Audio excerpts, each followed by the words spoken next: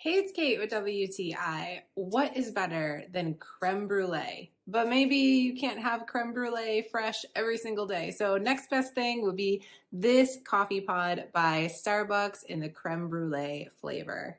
Three things I love are Starbucks coffee, flavored coffee, and creme brulee. So I knew I had to try this, and it is so fun. Of course, being a K cup, it's so easy for me to make this coffee in my Keurig, which I really appreciate, especially on mornings when I am in a rush.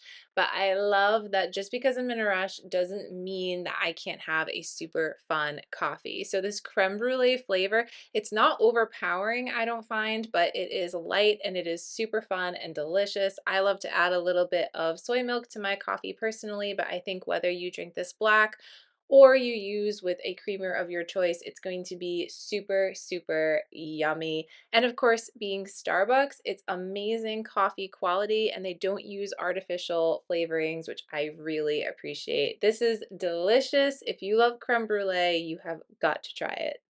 I love how easy this is to use, whether I need a quick cup of coffee on the go or I just want that delicious, yummy, sweet flavor. You've got to check out this single serve coffee pod from Starbucks, but that's just my point of view.